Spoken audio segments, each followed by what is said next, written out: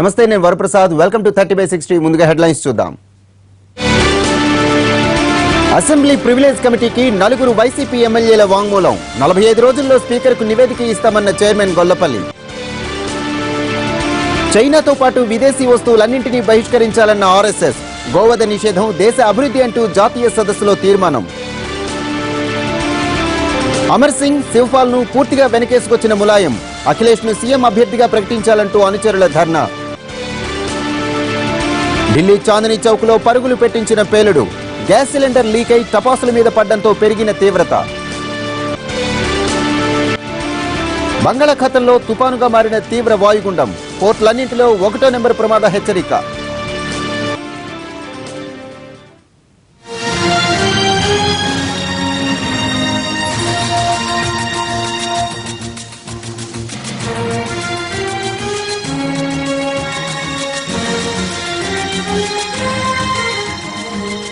తూర్పు మధ్య బంగాళాఖాతంలో ఏర్పడిన తీవ్ర వాయుగుండం తుపానుగా మారింది. పోర్ట్ బ్లెయిర్ కు 630 కిలోమీటర్ల దూరంలో కేంద్రీకృతమైన తుపానుకు సంబంధించిన మరింత సమాచారం మా ప్రతినిధి రవిచంద్రన్ అడిగి తెలుసుకుందాం. రవిచంద్ర, చెప్పండి, కెంటి తుపానుకి సంబంధించిన పూర్తి వివరాలేంటి? వాతావరణ శాఖ ఏమని హెచ్చరికలు చేసింది?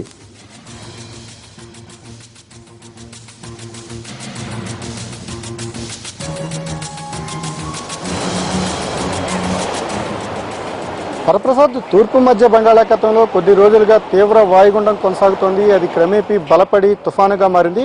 దీనికి కెంట్గా నామకరణం చేశారు. అది పశ్చిమ వాయువ్య దిశగా కదులుతూ ఒరిస్సా, ఆంధ్రప్రదేశ్ తీరాల వైపు వస్తోంది. మరో 72 గంటల తర్వాత దీని ప్రభావం కోస్తా జిల్లాల మీద ఉండే అవకాశం ఉంది. ఇప్పటికే అన్ని ప్రధాన పోర్టులలోనూ 1వ నెంబరు ప్రమాద హెచ్చరికలను జారీ చేశారు. ఈ నెల 26 నుంచి 29 మధ్య ఈదురుగాలులతో కూడిన భారీ వర్షాలు కురిసే అవకాశం ఉందని తుఫాను హెచ్చరికల కేంద్రం సూచిస్తోంది. ఈ నేపథ్యంలోనే వేటకు వెళ్లిన మత్స్యకారులందరినీ కూడా 27వ తారీఖు నాటికి తీరానికి చేరుకోవాలని కూడా హెచ్చరికలు జారీ చేసింది.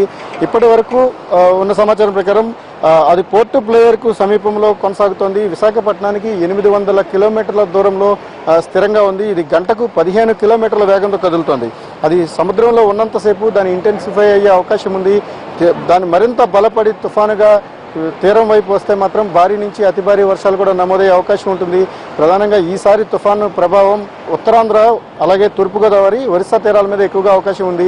ప్రస్తుతానికి గోపాల్పూర్ వైపు పయనిస్తున్నట్టు కనబడుతున్నప్పటికీ దాన్ని దిశ మార్చుకొని విశాఖ వైపు వచ్చే అవకాశం కూడా ఉందని వాతావరణ నిపుణులు అంచనా వేస్తున్నారు. ఏదేమైనా ఈసారి కెంట్ తుఫాను వల్ల ఎక్కువగా ఉత్తరాంధ్రకు ప్రభావం ఉండే అవకాశం ఉంది. అటు గోపాల్పూర్ వైపు కూడా ఎక్కువ ప్రభావం మనకి కనిపిస్తోంది. ఏదేమైనా తీరం వెంబడి భారీ గాలులు ఉంటాయి. అతి భారీ వర్షాలు కూడా నమోదయ్యే అవకాశం కెంట వల్ల కలిగే ప్రమాదం ఉందని వాతావరణ నిపుణులు అంచనా వేస్తున్నారు. వరప్రసాద్, రవిచంద్ర, అంటే వచ్చే 24 గంటల్లో ఎటువంటి సూచనలు ఏమైనా చేశారా?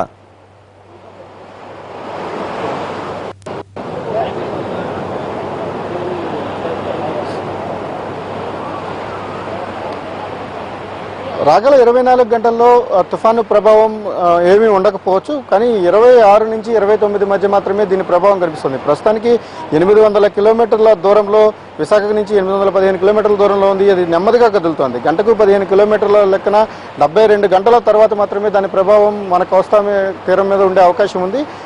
అప్పటి వరకు కూడా వాతావరణంలో స్వల్పమైన మార్పులు ఉంటాయి తప్ప వర్షాలు కానీ లేకపోతే చెదురుమదురుగు వర్షాలు పడే అవకాశం కూడా లేదు. కానీ 72 గంటల తర్వాత మాత్రం తీరం వెంబడి బలమైన గాలులతో కూడిన భారీ వర్షాలు నమోదయ్యే అవకాశం ఉంది.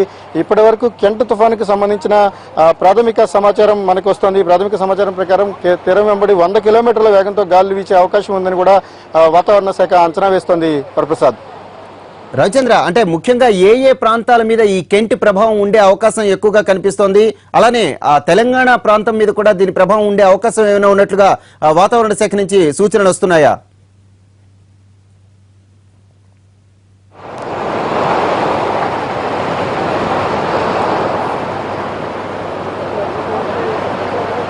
కెంట్ ప్రభావం ప్రధానంగా ఉత్తరాంధ్ర జిల్లాల మీద, అలాగే తూర్పుగోదావరి జిల్లా మీద అధికంగా ఉండే అవకాశం ఉంది.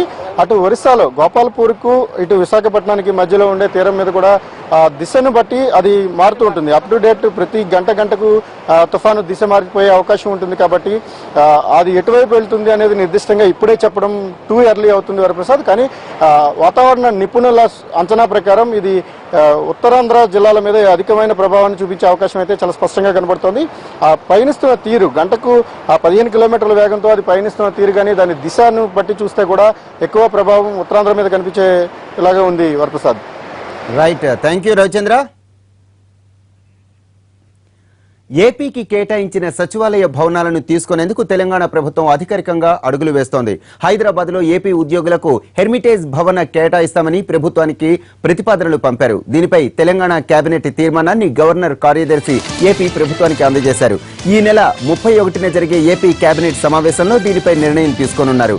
ఏపీ అసెంబ్లీ మండలి భవనాలను కూడా తెలంగాణ ప్రభుత్వం కోరింది. అయితే వాటి గురించి మరికొన్నాళ్లు ఆగాలని నరసింహన్ తెలంగాణ ప్రభుత్వానికి సూచించినట్టు తెలుస్తోంది.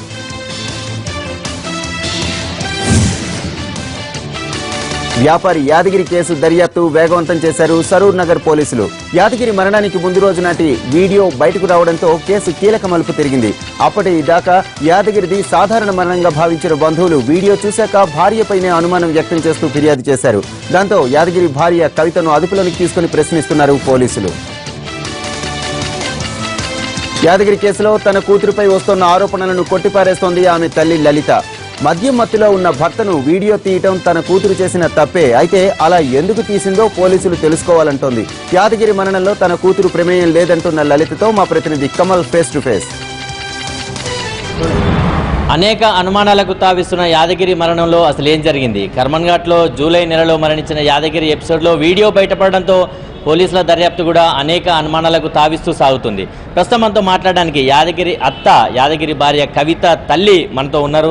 అమ్మ, ఏం జరిగింది అసలు? ఆ రోజు యాదగిరి చనిపోయిన రోజు రాత్రి ఏం జరిగింది చెప్పండి. రాత్రి పొద్దున వాళ్ళ ఫ్రెండ్ వచ్చిండట. ఫ్రెండ్ వచ్చి తోలుకొని పోయిండట. బయటికి తోలుకపోయి జ్యూస్ దాపుకొని ఇంటికి తోలుకొచ్చిండు. ఇంటికి తోలుకొచ్చి ఇంట్లో వండబెట్టి వెళ్ళిపోయినాక మళ్ళీ ఆ రోజు నైట్ ఏం చేసింది, పండుకున్నాక ఆయననే అన్నం గిట్లా పెరగన్నం ఇట్లా తినబెట్టినాక పండబెట్టిండు. 8:30 అయినప్పుడు ఏం చేసింది, ఇట్లా తాగి చాలా సొలుకుంటా వాష్రూమ్ కోడికి పోతే మంచం ఇట్లా ఎత్తుకున్నది, మంచానికి తరగడానికి మంచం ఇరిగిపోయింది. 8:30కు పైన పిల్లలు 3 ఉండరు. ఆ 3 పిల్లలు కూడా వాళ్ళు లేకున్నారు, తల్లిదండ్రులు లేకున్నారు, కింద వండుకున్నారు ఈమెతో పాటే. అవతల మొగన్ రూమ్ ఇడిచిపెట్టి ఇవతలకి రూమ్లో పండుకున్నప్పుడు దమ్మున సప్పుడు వచ్చింది. అది దమ్మున మంచం సప్పుడు వచ్చింది. ఏమైందని పోయి చూస్తే ఆయన పడ్డాడు, లేచిండు. అప్పటి లోపలిని అవతలకి పోయేటాలకి ఆ మంచాన్ని లేపనికి పోతే వాళ్ళకి లేవనికి చేత కాలేదు.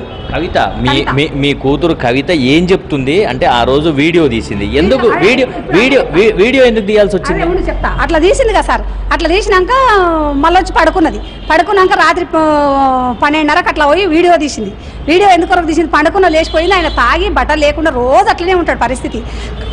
ఆయనకే చూపిస్తాం, ఇట్లుంటావు నీవు పరిస్థితి, బట్టలు లేకుండా ఏం లేకుండా ఉంటావు, నేను చూపిస్తా, ఆయనకే తీసి పొద్దుగాల చూపిస్తాని తీసి ఆడ పెట్టేసింది, పోయి పడుకున్నది. మరి అందులో మీరు విన్నరో లేదో కవిత దాంట్లో నువ్వు చచ్చినా సరే నేను ఇయ్యను అంటుంది.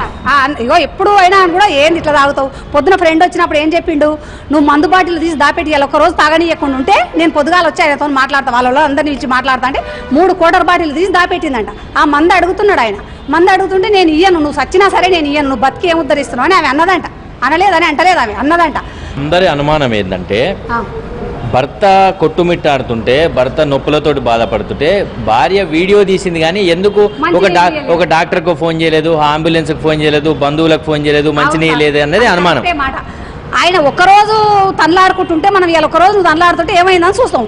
3 సంవత్సరాలు పెళ్ళి రోజు ఇదే కథ. తాగినప్పుడల్లా ఎట్లా ఇవాళ ఎట్లా అనుకుంటుంది. నేను ఒక రోజు పోయినా, నేను తీసుకొని పోయిన హాస్పిటల్కి, ఇట్లే ఉంటే ఎట్లా మనిషిని అని. ఆయన ఒక రోజు పోయింది, ఆయన తీసుకొని పోయింది. ఇట్లా చూసి యాష్టకున్నది. రోజు ఇట్లనే ఉంటాడు, తాగితే అట్లనే మాట్లాడుతుంటాడు అని. ఈ రోజు కూడా అట్లనే ఉంటాడు నా భర్త అనుకున్నది, పోయింది, పండుకున్నది.